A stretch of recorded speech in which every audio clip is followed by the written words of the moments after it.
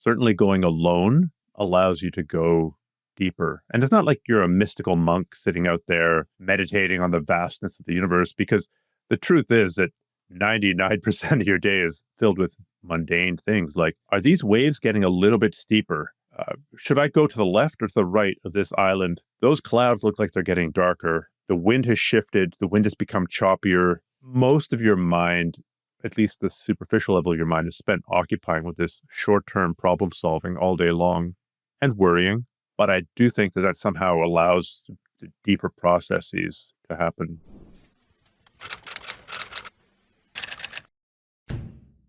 Welcome back to the 10 Adventures podcast. Today we're talking with author Stephan Kesting about his recently released book, Perseverance, Life and Death in the Subarctic, which details his 1,000-mile voyage through the Canadian Subarctic. Hi, Stephan. Welcome to the show. Thanks so much for having me on, Richard. I'm delighted to be here. First off, I just want to say I love the book. It was such a delight to read. And it was one of those that I was actually disappointed when it was over. I even said to my wife, I'm like, I kind of wish it had been longer, because I was really enjoying it. And one thing I liked, it had the adventure tale, but it also had a lot of teaching in the book and a lot of kind of life lessons, not just about canoeing, but about kind of life in general. And I was wondering how much of that was was intentional, and how much of that is just who you are and how you kind of approach life. Well, that's a great question. The answer is it was intentional. I think canoeing, especially solo canoeing, and especially solo canoeing in really remote places, is a little bit like life, only more so. It's kind of a distillation. And things that you might be dealing with once in a while in regular life, you deal with all the time. I mean, I'm a firefighter by trade, so I deal with emergencies fairly regularly. But there are various safety networks set up there. So if I screw up, hopefully, if I'm in charge of an incident, hopefully my safety officer catches what I'm doing wrong. Or hopefully somebody below me goes, hey, are you sure you wanted us to do that? That seems pretty dumb. Or if I'm in a crew and I fall down, there's usually somebody else with me. But when you're alone, the whole idea of evaluating risk and mitigating risk, it's all up to you. Getting yourself up in the morning and out the tent door, no matter how you feel, it's all up to you. Dealing with the emotional highs and lows is all up to you. And you're dealing with a lot more emotional highs and lows in a short period of time. You're just basically oscillating wildly. So in normal life, you're going to oscillate between highs and lows as well. But you're probably not going to have a dark night of a soul, and then a transcendent moment, and then a dark night of a soul, and then just another transcendent moment in a 24-hour period. I thought it was a good medium to discuss things larger than just making my way through the mosquitoes and the rocks of the Canadian Shield, dealing with bears and storms and forest fires. I thought there was a few larger lessons there. Certainly there were for me. Before we dig into the book, I wonder if you can share kind of your journey to fall in love in the outdoors, as well as becoming an accomplished river canoeist. Well, I think some of my earliest memories are from the outdoors. I don't know if it was my first memory, but certainly a very early memory was waking up in a tent. I was camping with my parents. I don't think I had any younger brothers at that time, so I must have been 2 or 3. I remember waking up in the tent while my parents were outside the tent. So I spent a fair bit of time in the outdoors as a kid. And then another huge influence was reading. People like Bill Mason, who was kind of the patron saint of canoeing in Canada, wrote books. And normally these books are about how to make your canoe go straight, how to do a J-stroke, how to turn left, how to turn right. But really, they're Trojan horses. Really, it's a way to slip in, indoctrinate you into a love and an appreciation of the wilderness. So it's reading things like that, and then reading the adventure or the adventurer and explorer literature, and then doing, progressively longer trips. The solo canoeing is a different aspect of it altogether, because when you're first learning to paddle, the wisdom is never go alone. And that's kind of true, kind of, sort of. But then as your skill level goes up, and especially as your judgment improves, hopefully, and then you get a few people telling you, well, you can go alone. You just need to stay a full level below what you know you can do. And you have to be super careful. So again, Bill Mason wrote about going alone. I had friends. I had a friend who, after every breakup that he had, would go off and do some amazing solo expedition and just suffer. And I'm not advocating going out there specifically to suffer. That will happen on its own. But it presented the possibility, if that guy can do it, then maybe I can do it as well. So it's a very early thing, but then it grew and grew the more I was exposed to it through reading, through going to camps, through organizing trips on my own, and for using canoe trips kind of to mark rites of passage between different phases of my life and to deal with things like grief and loss. When I it was a big part of dealing. I have a couple of brothers who died way too young, and the outdoors and spending time in the outdoors, especially out alone for me. I don't know if that works for anybody else, but it worked for me. Was a big part of coming to terms with those deaths. I want to dig into that a little bit more because you've done these, epic multi-week, multi-month canoe trips. And, I've done a few canoe trips, but nothing, long weekend type stuff. But I do a lot of backpacking and through hiking. And there's some aspect of kind of disentangling from modern life. But what you're doing is like really like complete wilderness. There's no one or almost no one around. You're outdoors 24/7 and it goes for so long. What's the draw for you in the wilderness and these trips? I've found that, at least for myself, but also for some other people, that there's often a shift that happens. A couple day trip is wonderful. And I just got back from a 2-day backpacking trip, went up a mountain, slept at the top of it, came back down the next day. And it was great. I really enjoyed that weekend. It was one of the highlights of the first half of this summer. But I know from experience that if I go for longer, at about the 5, 6, 7 day mark, something changes. And maybe it's just feeling normal out there. Maybe it's some of the anxiety based around, the dopamine hits that you're getting on your phone all day long going away. Maybe it's people not being able to get in touch with you and you not being able to get in touch with other people. Or maybe it's just it begins to feel normal to wake up in a tent, to cook over a fire, to travel by canoe or by backpack, and then to do it all over. So at about the 5 or 7 day mark, it changes in flavor and it becomes deeply meditative. That's true whether I'm going with somebody or whether I'm going alone. Certainly going alone allows you to go deeper. And it's not like you're a mystical monk sitting out there chanting sutras or meditating on the vastness of the universe, because the truth is that 99% of your day is filled with mundane things like, are these waves getting a little bit steeper? Should I go to the left or to the right of this island? Those clouds look like they're getting darker. The wind has shifted. The wind has become choppier. Do I need to apply sunscreen? Has the current changed? Most of your mind, at least the superficial level of your mind, is spent occupying with this short-term problem solving all day long and worrying.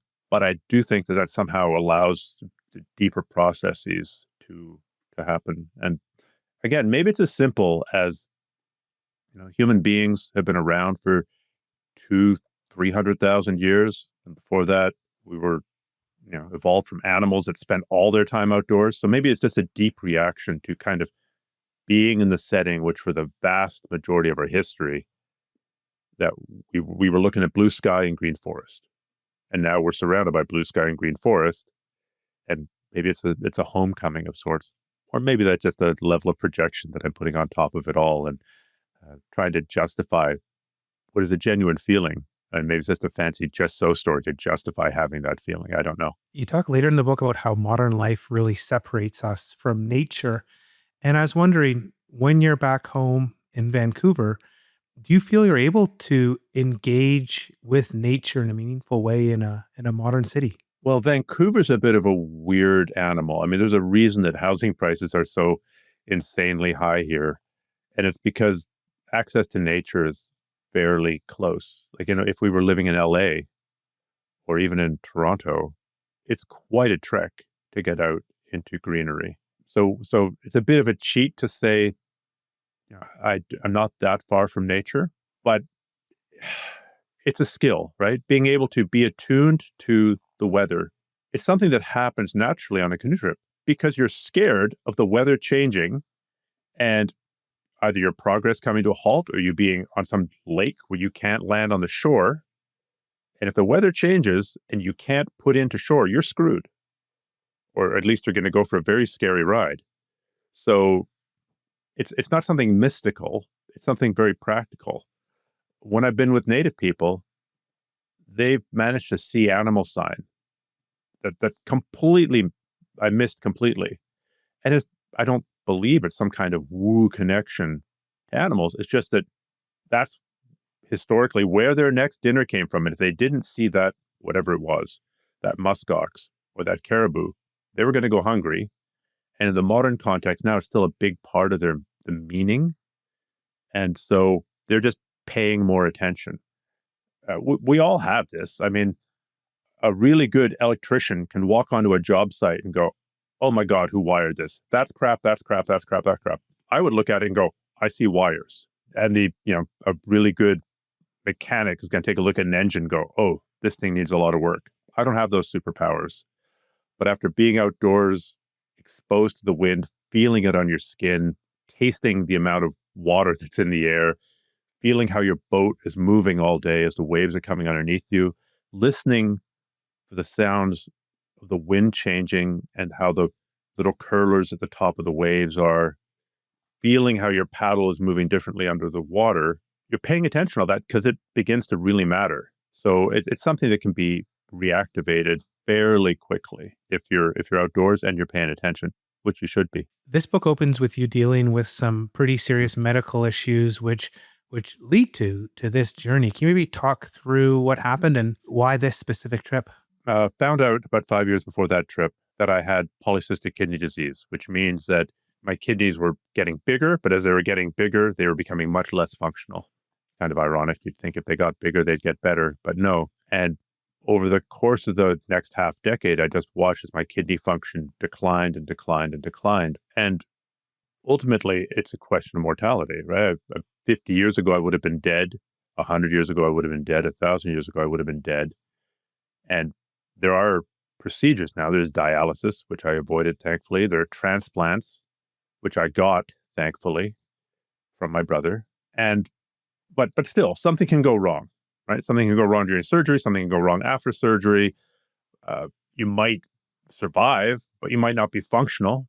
And for somebody who's lived their life really quite physically, both with the firefighting, I do a lot of martial arts. I'm pretty well known in that space. And in the outdoors, it's hard when you kind of build an identity based on doing stuff. And now potentially you're looking at, yes, you're alive, but you're attached to a machine that needs to be changed every couple of hours, or that would have been hard to process. So it was a good reminder of mortality. I've had more than my shares of memento moris, reminders that life is short and you're going to die. Ultimately, my brothers, my grandmother, my mother, all of whom died in a reasonably compact period of time. And working as a firefighter has exposed me to a fair amount of death as well. But it does hit different when it's you. And so I thought that if I survived this, if I survived, it would mean coming back to reasonably full function, that I would want to go push myself in the outdoors. And in particular, there was a route that I'd been thinking about for 20 years, which I hadn't been able to pursue, in part because I'd had kids and the ethics of doing dangerous stuff when you have kids is interesting. I would argue that if you're 18 years old and you're a Red Bull athlete and you die, that's sad because you've got your whole life ahead of you. But at least you're probably not leaving a bunch of kids without a father. So, I don't think, there's some question about putting your life at risk before you have kids. When you have kids and they're young, I would argue that's when you have the least right to take risk, because you're not only taking the consequences of your actions. If you fall off of Yosemite or you get eaten by a polar bear, the consequences of that action don't fall only on your own shoulders. They also fall on the shoulders of your loved ones, your wife, your kids, your parents, potentially the rescuers, but especially the kids. And you might leave a father-sized hole in their lives. And then ironically, as you get older, I think your right to take risk, or the amount of risk that you can take ethically, goes up. I mean, if I'll take my dad's in no position to climb Everest, but if when he had been 80 years old, he had announced that he was going to climb Everest, and I knew statistically there's a 50% chance of him dying doing that, I would have been supportive. I mean, 80-year-old man dies descending from Everest is not a tragedy. I wouldn't celebrate it, but at that rate, you got what you've deprived us of 1.5 years of your of knowing you. You have the right to push it again at that point once your kids are older. So my kids had finally reached that age where I could take some level of risk. They were never far from my mind as I was making risk-benefit calculations out there. But at least if I completely screwed up, they would have been able to deal with it a little bit better. And interestingly, after I got back from that trip and I was getting ready for another one, I heard my kid, he was playing video games at the time with his buddies. He's like, yeah, so my dad's getting ready to go back to the Arctic. Yeah, there's bears up there. Well, yeah, if he got he could get eaten. Yeah, I mean, don't get me wrong. If he died, I'd be sad, but it'd also be kind of cool. So I guess I have my son's blessing to go get eaten by a polar bear. Kids these days say the darndest things. Speaking of that risk, your trip started with a pretty big mistake, kind of 2 hours into this 50-day trip. Can you talk a little bit about what happened and then how that influenced the rest of your trip? So I'll start by saying that in theory, I'm a canoeing expert. In theory, well, not in theory. In reality, I've spent 10,000 hours in a canoe. I've done other very long trips, some of which have been alone. Was a certified canoe guide. I spent summers out guiding. I've spent summers out rafting, guiding. I've run grade 4 whitewater in canoes. I've run grade 5 whitewater in kayaks. I've read everything there is to read. So I'm an expert. So I was finally at the trailhead at the Otter Lake on the Churchill River, ready to head out on my 1,000-mile trip. I've been dreaming about this trip for 20 years. I've got thrown everything I can into the boat, and it's kind of a sea kayak canoe hybrid. So it's a canoe, it's open top, but it's narrower than a regular canoe. So it goes a little bit faster. That was the canoe I chose for that trip. And I'm just throwing my junk into it, and I'm putting the food in there, but it's not fitting well. So I'm putting it kind of upright, which doesn't sound like much, but it raises the center of gravity significantly. And I head off. And now I'm going, and I've got a good tailwind going, and I'm covering ground fast. I raise my sail. It's a cold day, it's a rainy day, but I've got a tailwind, so now I'm covering about 8 kilometers an hour, which is a good pace. And I'm feeling pretty good about myself. Hey, I'm on the trip. Who's the man? I'm the man. And then at some point, I put down the paddle to check my map. I pick up my map, and the wind shifts. And I hadn't noticed that the wind was changing directions. I should have been paying attention. I wasn't. And there was a gust. And I should have noticed that the wind was gusty, and I hadn't. The wind hit my sail, which acted like a long lever on the boat, started flipping the boat over. And now, 2 hours into the trip, the canoe is overturned. My gear is beginning to disperse. And there are self-rescue methods, but those self-rescue methods, they're only ever practiced on quiet lakes on a calm day for a reason. It's trying to get them to work on a windy day when there's large amounts of waves coming. It's really tough. And I was unable to right the boat. So then I eventually cobbled a way together to use the sail to pull me to a shore, even though the boat was overturned, and basically soaked all my gear. My maps, which I had about 50 maps, which in theory were waterproof, but in practice weren't.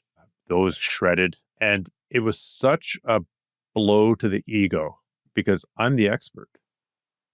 And here I am making a rookie mistake right off the hop. And if I can screw up this badly in the first 2 hours, and I've got 50 days potentially to go, what happens if this happens when I'm north of 60, when I'm in Nunavut, when I'm hundreds of miles from the nearest person? So that created a bit of a crisis of confidence right off the bat. And the resultant, I decided to keep going with the caveat that there would be no more mistakes. And so I was forever repeating to myself, no more mistakes, no more mistakes. Of course, I did make a couple more mistakes, but I made a whole lot less mistakes than I would have if I hadn't approached this with a kind of a zero tolerance for mistakes. It's a goal. It's not it's an ideal. But having that as an ideal is still pretty good, because if you can avoid 99% of mistakes, you're doing pretty well. And so that really did shape the journey. And it's funny, in the first draft of the book, and also for the first year that I came back from that trip, I didn't tell anybody about that incident. I was just so deeply embarrassed. And it's like, no, there's actually a lesson here. I should talk about this, and I should put in the book, and I will. But it's even experts can screw up. You talk in the book about a 5-point risk assessment that you do. Can you talk more about what this is, and how a person who's maybe not an expert could maybe use some of the learnings from this and apply it? They're kind of the principles I use to think about risk. So they would include the idea of the consequences of risk. Are they falling on your shoulders or somebody else's shoulders? So a couple of examples there. I believe you should be allowed to smoke. You should be allowed to make that decision for yourself, but you shouldn't be making that decision for somebody else.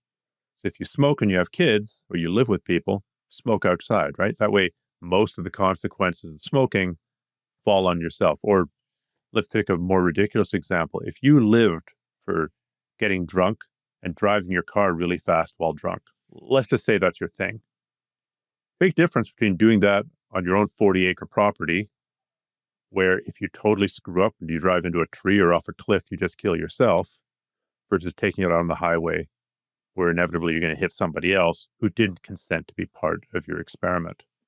So trying to figure out how much of the consequences of my actions fall on my own shoulders is pretty important to me. You kind of alluded to it earlier, because if I go out and die in the backcountry tomorrow, I have kids, I have a wife. There are rescuers who are going to try and come and get me, probably, who are taking risks, right? In whitewater situations, every third person who drowns is somebody who's trying to rescue somebody else who's in trouble. And I'm sure there are similar numbers for mountaineering. I don't know if it's as bad as 1 in 3, but it's going to be some number. So that's certainly one principle. Another one would be the idea of looking at risk versus reward. And this comes from firefighting. If I'm not going to risk my life or the life of any one of my crew to save a building that's already lost. If we pull up and we go, yeah, we could have this flame coming out of every window of a residential building, say, and black smoke pumping out of all the cracks in it. First of all, anyone in there who's in there is dead, because the smoke will have killed them. Number two, even if we go in there and put out all the fire, they're just going to bulldoze the house. Right? If every room's on fire, they're not going to rebuild it, and you're not going to recover the family photos. So there's nothing to gain there and everything to lose. We're going to go what's called defensive. We're just going to stay on the outside and soak it down. Very different story if we pull up and someone says, my kid is in the basement, or even my cats are upstairs, and it's not a fire where clearly everyone is dead, right? So there's more to gain. And if we pick the extreme example, we go to a daycare and there's 20 kids in there, I know I would take a lot more risk because the potential reward is greater. So it's kind of a way of saying, don't take stupid risks for no reason. That goes along with evaluating the worst case scenario. If I do this thing here, what's the plausible worst case outcome? If I'm paddling on a local river, I might pull up at the top of a drop, see a bunch of rocks, and go, I'm pretty sure I can keep the boat upright till I get to those rocks. And if I hit those rocks, it might break the canoe, but then there's a nice big pool of water below, and then I'm going to hike out 10 minutes to the road, call an Uber, and go home with my tail between my legs. That's a reasonably low consequence outcome. If you and I are now on a canoe trip and we're on, I don't know, let's pick on the Kazan River, in Nunavut, and we come up to the same rapid. It's a very different process. Man, if we break that canoe, our way of getting out of here is just became so much more complicated. And we are realistically looking at, assuming that we can call a float plane, a $20,000 to $30,000 evacuation flight, assuming that we can get a float plane company on the line somehow with our Garmin, and potentially a 200-kilometer walk across the tundra trying to navigate somewhere and maybe get eaten by a polar bear. We're probably going to walk that rapid, right? It's a different outcome. Then there's the idea of having a risk budget. If you're going to do risky things, cool, but don't do everything.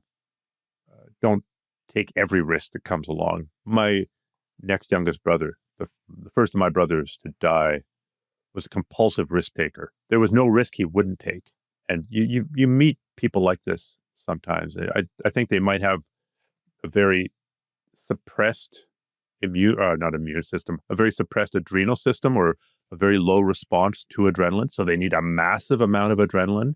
So they're kind of trying to ping themselves, or maybe it's an ADHD thing. I don't know. You meet people who take every single risk.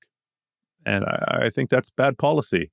I think occasionally taking calculated risks probably makes life a lot more worth living, but don't take every risk. The example that I often use there is if you're a big wave surfer or an extreme skier, don't die on your way to the mountain, or don't die on your way to the beach in a car accident. Save it for the beach or the mountain. One thing I was super interested in was you talked a bit about being on these routes that are, historically famous, and I love reading about exploring the Canadian West, and you read about the Hudson Bay Company, the Northwest Company, people paddling all these rivers. 100 years ago, these rivers were being run every year by, many people. You had, Indigenous people that were still using rivers. What's it like now going up into the subarctic in terms of how many people are still out on these rivers? The answer is far fewer. I think as you're getting sort of to the northern boreal forest, if you're in areas close to native villages, the natives are still traveling there, but they're using motorboats, as would I if I lived up there for the most part, if they're going fishing or hunting. So they're managing to take these motorboats up some pretty impressive rapids and waterfalls. It's I've witnessed it. It's pretty cool. It's still more localized around the villages. When you read the original accounts, because they were this dispersed groups of hunter-gatherers, you'd run into small conglomerations more often. Furthermore, I think as you start getting up towards Inuit country, it's a massive overgeneralization. But in general, Inuit, the time for travel really is the spring and the late winter, spring, and early summer, when the ice and snow is covering the land. Because now can go anywhere with their skidoos. So you'll find broken skidoos and like broken treads or skis in the weirdest places, because they really are going everywhere. Summertime, they don't do as much travel. Yes, it exists, and they do some hunting, but it can get pretty isolated. I've been on a whole bunch of trips where I haven't seen anybody for 9, 10, 11, 12, 20, 25 days. And it gives you a sense of, it's got a special flavor to it. And I really like it. Reading this book, one thing that came across is just how grueling the trip was. And, part of this was you pushing yourself to get a certain date and to use, any weather to move forward. And I think you had 30 days straight without any rest. You also kind of talked about doing this, having done it 20 years earlier, the impact on your body versus now being older, having one kidney. How did you keep pushing yourself? Because there were times when I was reading it, I was thinking like, I probably just would have taken a zero that day and done some fishing and eaten, caught some fish, eaten some food and just let the body recuperate. But you didn't, you just kept going. Back when I was in university, I'd often have term papers to write, but I had a fairly heavy course load. So I would start working on those term papers a month or so into the term. It wasn't because I was wanted to be a super keener student. It was just that I was terrified of what the end of term would look like when I had to be studying for this exam, studying for that exam, writing this term paper, doing these assignments. And so it was fear driven. So to some extent, pushing myself that hard was wanting to push myself that hard, but it was also driven by fear because I didn't know what parts of that route, how hard they would be, how long they would take. Some of those portages, you might have a 2-kilometer portage, and that could take you a couple of hours, or it could take you a couple of days. If there's a forest fire come through there 10 years before, and it's all that new growth of jack pine coming up, just forming an interlocked wall in front of you, that's going to require some lumberjacking, and that's very slow. Same with, if a storm comes along, and it's a bad Arctic storm, you might not be able to travel, and you're on a large lake, you might not be able to travel. I've been windbound for days on a lake that's a couple of kilometers long. Just, if I go out there, I'm going to die. I've been windbound on Lake Superior on a little island, maybe the size of a baseball diamond, for 3 days, and I was probably 200 meters from shore. I could have swum there, but if I put a canoe in that water and tried to paddle the 200 meters, I was going to die. So you just never know. And the longer the summer goes up north, the worse the storms get around Hudson Bay. Also, the hungrier the polar bears get. We're sitting on the shore of Hudson Bay waiting for the ice to come in the fall. So I was very cognizant, and eventually I would run out of food. I was on a trip last summer where that ended up becoming an issue. I didn't run out of food, but I had to majorly modify the trip to avoid running out of food. So these factors kind of drive you on to push harder, because if today's a good day to travel, I better use it. If today's a so-so day to travel, I better use it. And if the morning is a write-off and the afternoon's a write-off, but then it clears up in the evening, I better use it. So I'm not saying that every trip I do is a death race, but that one was. That one was sort of, it was my best guess that 50 days of food would be enough. And it was my best guess that if I got to Hudson Bay, but by the date that I got there, that it'd be okay. But the day that I was leaving Arviat, so I arrived Hudson Bay, basically as the storm was getting worse and worse, after basically 10 days of pretty terrible weather, I arrived at Hudson Bay. The weather was really pretty atrocious. And the next day it became, an even bigger storm moved in. And if I'd been out on the land, I would have been stuck there for 3-4 days right there. A couple of those, and now you're well behind schedule. So I don't want to say I'm driven by fear, but that realization in the back of my head is a pretty useful prod to keep going. You talk in the book about different types of fun, and I always love when people talk about this. And I wonder if you can just share this little definition for types of fun for people who haven't heard of it. This comes from mountaineering. Type 1 fun is fun that's fun in the moment, right? You and some buddies, or pick whitewater examples, but it doesn't take much imagination to convert it over to other kinds of fun. You and your buddies, you're out in a canoe, you're bumping down waves, it's warm water, and maybe you swim, maybe you don't, but everything, you're having fun while you're doing it.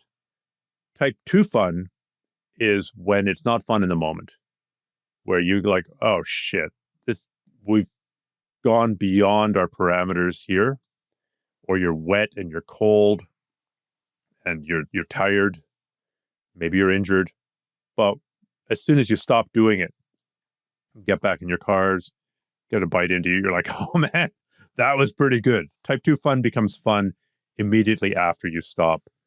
Type 3 fun is kind of an ironic term. It's when you're out there making deals with God and you've really screwed up, and there's a significant chance of death. It might become fun eventually years later, but you've screwed up pretty severely to end up in type 3 fun. So I think it's an interesting way to reframe those hard days. Oh yeah, as opposed to, this is so hard. Go, well guys, we're in type 2 fun now. That's it's a useful reframing tool. You spent a lot of time up in the north, famous for its bugs. The book, you talk a Mm. lot about kind of the bugs are pervasive. Do you have any tips for making bugs bearable? And here in the Canadian Rockies, it is just, uh, a wild year with intense bugs. And, Mm. I'm actually just hoping you have some trick that can help me because I try a bunch of stuff, but still those bugs they're so distracting. Well, I'm going to argue, I'm going to be a bug snob and say that the Rockies and the Coast Mountains don't have bugs.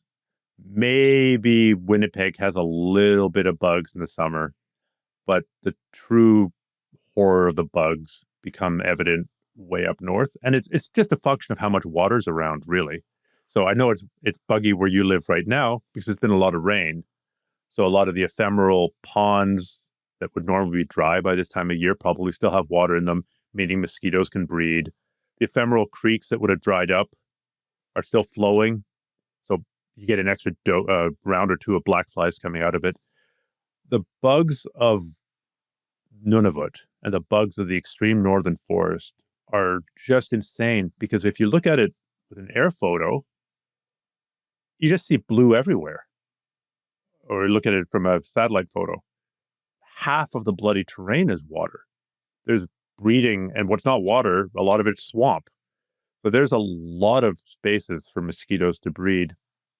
And the rivers are particularly bad. A large river can produce 1 billion, with a B, black flies per day per kilometer of river. They found blackfly larvae density, I think 600,000 larvae per square meter, so a little bit larger than a square yard, on the bottom of the river. And all of those larvae want to turn into grown-up black flies and fly around and find you. So it can get absolutely nuts. What do I use? First of all is clothing. I don't go out in the bush naked. But also it's clothing selection. If you're wearing like a cotton t-shirt, bugs can bite through that. So if you're wearing something that's more tightly knit nylon, you really have to experiment with it. Bugs can't bite through that, or sometimes a light canvas, bugs can't bite through that. So you get a sense of which fabrics are more bug resistant. Also, if you take a bug resistant fabric and you wear it tight, if you really like super tight t-shirts or super tight, disco pants, that's bad because as it stretches out across your leg, the bug can find the hole.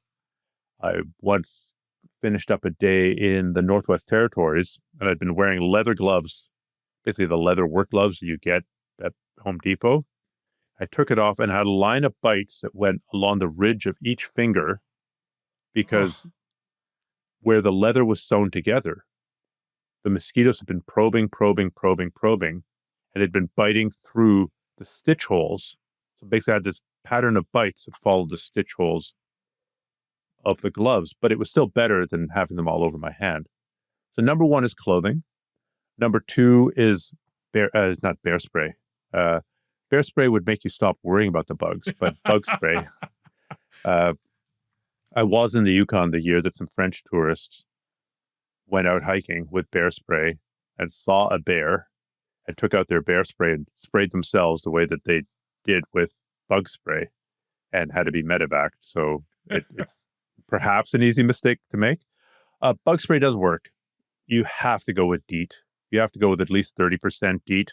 100% DEET may not be better than 30%, but anything that's like citronella or natural, yeah, that might work down south. It's not going to work. It doesn't work down south either. Yeah. The mosquito coils do work. I'm worried about using them. I have used them on occasion to kill bugs inside a tent before I went to sleep, like burn it for a while, then kill it, and then try and ventilate it out. And so I try not to use the burning mosquito coils. And there's also now like little dispensing machines. I've not experimented with those. Campfires do help. The carbon dioxide that comes off the fire confuses them a little bit. So, it's funny, as a firefighter in the career, we've evolved quite a bit. So we're trying to not breathe smoke as much as we used to. They used to call firefighters smoke eaters. So they'd go in there and they'd fight the fire without a mask. They'd come out and they'd puke on the lawn and they'd go back in. Now, if you go into a fire without your full self-contained breathing apparatus on, somebody's going to yell at you, as they should. So that's one half of my life. The other half of my life is sitting in front of a fire, letting the smoke go in my eyes. I tell myself it's a different smoke, but the truth is, it's not that much better for you. And then the one luxury that I sometimes, obviously a bug-proof tent is really important. And the one luxury I sometimes take, depending on room and weight constraints, it's a tarp. A couple different manufacturers make it, including Eureka, and I'm trying to remember the name of the other company. It's like a tarp that you would rig with mosquito netting sides. So you can create a little bug-free zone to use as a kitchen or a place to brush your teeth or a place to have a sponge bath out of the bugs. And those are pretty nice as well. Another question about the trip. It was just constantly wet. And you mentioned, your sleeping bag gets wet, your clothes get wet. And I've done backpacking trips where it's like that. And it is so like everything is wet. You're getting into a wet bag, your tent's kind of all moist. Like, it's terrible. But it seemed like you're able to dry stuff out. I got the impression that, like it was wet, but then it got drier. Do you have some tips on how to keep things dry, considering in the subarctic, inclement weather is the norm? Yeah. So I managed most of the time, I managed to keep the things that really had to stay dry. Like I have made my sleeping bag wet on other trips. It's like a shorter backpacking trips, and I've learned my lesson there. That has to be your sanctum sanctorum. If you have your tent and your sleeping bag and those aren't wet, then at least at the end of a long, shitty day, you've got a dry place to be. As for clothing, especially if you're going upriver, you're going to be wading. And if you think I'm only going to step into water 12 inches deep, well, good luck with that. Just going to step into water 48 inches deep for sure at some point. So now the question becomes, what do you wear so you're wet, but you're not too cold and wet? One answer is to wear wool or the synthetics that, like fleece, that remain reasonably warm when wet. And I'll say fleece has an advantage over wool in the sense that it dries faster. It has a disadvantage in the sense that if a spark lands on it, it goes right through it. If you're spending a lot of time around campfires, wool might have an advantage. If you're spending a lot of time cooking on a stove, fleeces might have an advantage. And then a rain layer over top of it. And the heavy rain layer over top of, I'm a big advocate of spending a significant part of your budget on rain gear, regardless of whether you're hiking, backpacking, snowshoeing in the questionable season, quadding, whatever. Good quality rain gear is incredibly important because when it rains, the temperature goes down. When it rains, you start losing so much more body heat than when it's dry. Because water conducts heat so much better than does air. And it can very quickly turn into hypothermia. And hypothermia, by far, is the biggest killer in the outdoors. So if you can, it's unfortunate that a really good set of severe weather rain gear can set you back $1,200, $1,300 now. It's insane, but it's a valuable investment. And short of going with a full wetsuit or a full dry suit, it's the next best thing to have really high quality rain gear over top of something that'll keep a little bit of heat when it gets wet and really cinch down your wrists and try and segregate your wet gear and your dry gear. Right? Try to have a set of clothing that you keep dry. So at least at night, if it gets cold, you can wear this sweater and this set of underwear and this set of pants. And then when you have to go back into hiking in the rain or wading upriver, then you put on your wet stuff. And that getting into the wet stuff sucks. That's a discouraging moment. But then you get moving and hopefully you warm up a bit. So what is a good set of rain gear? Like, are you talking just like Gore-Tex, or are you talking like the stuff they wear on fishing boats that's not breathable, but like super, super rainproof? I have friends who advocate the fishing boat non-breathable stuff. I personally, my up until I get a rain gear sponsor, Helly Hansen, are you listening? I'm using Arc'teryx, the severe weather gear, which is a very heavy Gore-Tex. The single ply Gore-Tex, like the hiking jackets, those are only good for a couple of hours. The heavy duty Gore-Tex raincoats, they remain impermeable for much longer, but they do weigh a lot more. So if you're hiking, that's a decision you have to make for yourself. But if you're paddling, I think you can get away with a heavier rain gear. But especially in a paddling context, you want a breathable upper body. And in a hiking context, you probably want a breathable lower body because that's where your heat's going to be generated. Also with paddling, there's something called a spray deck that I'm a big fan of. If you think of a big canoe, and then we put a tarp over top of it, and there's a lot more to it than that. There's a whole attachment system. That can add significantly not only to your safety in waves, your safety in whitewater, but it also keeps you warmer because at least your lower body, that's beneath that layer of fabric, the wind isn't blowing across it. And on that trip that we've been talking about, I did have a spray deck, but initially it couldn't fit on the boat because I had too much stuff in the boat. So I ended up doing things like wrapping the sail that I had, like unfurling that, like wrapping my legs like a burrito just to stop the movement of wind across it.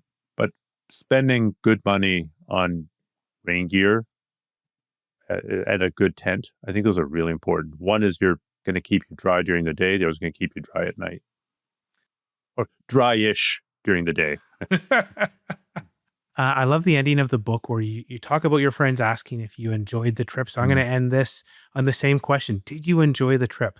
Certainly there have been trips that I enjoyed, right? They were type 1 fun the whole time. The harder trips, and especially that trip, and if you kind of consider that trip in the context of the larger arc of dying of kidney failure, having a kidney transplant, fighting to come back from that, and then finally getting my ass out into the bush, I don't think fun really describes it. And I came to realize that enjoyment wasn't really a good fit either. Yes, there were moments of the trip that I enjoyed. There were a few transcendent moments that I look back at the photos of that day. The day that I paddled through a caribou herd, for example. Those were pretty amazing. But the majority of the trip, it was tough. And so I struggled with interpreting that. And eventually I realized that it was more about satisfaction. So yeah, it was very satisfying to do that. I don't know if we're beginning to fine slice type 1, type 2, or type 3 fun, but I think it's important to think of fun and enjoyment and satisfaction. And some things that you do aren't very enjoyable, but they are very satisfying when they're done. And, I now think that, yes, of course, you should have enjoyment. Of course, you should have fun. But it's okay to do things that aren't fun or enjoyable if they're for a longer term good. And if you, at the end of it, if you'll feel satisfaction at having accomplished something, then that's worth shooting for as well. Stephan, I want to say thanks for coming on the show today. It's been great to hear about your story as well as your book, which is such a pleasure to read. Oh, thank you so much. If people want to find your book, which once again, Perseverance, Life and Death in the Subarctic, is there an easy way to buy it? Is there a way they can find out more about you and your journeys? It's pretty much everywhere. I did get it formally published. So that means it's available at Barnes & Noble, it's available at Indigo, it's available on Amazon, it's available in ebook and Audible and physical book format. So it's pretty much everywhere. I was really thrilled to go to a little local bookstore, independently owned bookstore around the corner from where I live. And there it was on the shelf. And that really was that was a very satisfying moment that I also enjoyed. It's like, okay, I put thousands of hours into writing this damn thing, and now here it is at the local store. So that was cool. So it's pretty much available everywhere. The outside part of my life, I do make some videos, I do make some photos, I do write some posts. So that would be Essential Wilderness on Instagram, at Essential Wilderness on Instagram, at Essential Wilderness on YouTube, or essentialwilderness.com on sites. So I try to be pretty consistent, and I've got some videos. There's a 12-minute video covering that trip, and then there's a longer, because I had more cameras and I was more diligent about filming it, from last summer. I did an expedition into similar terrain that I called the Lost in the Barrens trip after the Farley Mowat book. And so, yeah, that's a couple of hours of me. If 45 odd minutes with you hasn't completely turned off the listener, then they can go watch that video and see what this actually looks like and hear a little bit more of my mellifluous voice. Excellent. Yeah. And the book has great reviews on Amazon, great reviews on Goodreads. So if you don't want to take my word for it, have a look at those. It's called Perseverance, Life and Death in the Subarctic, from Stephan Kesting. And thanks everyone who's listened to this episode of the 10 Adventures podcast. We'll be back next week to explore the world and hear about more epic adventures. Bye-bye.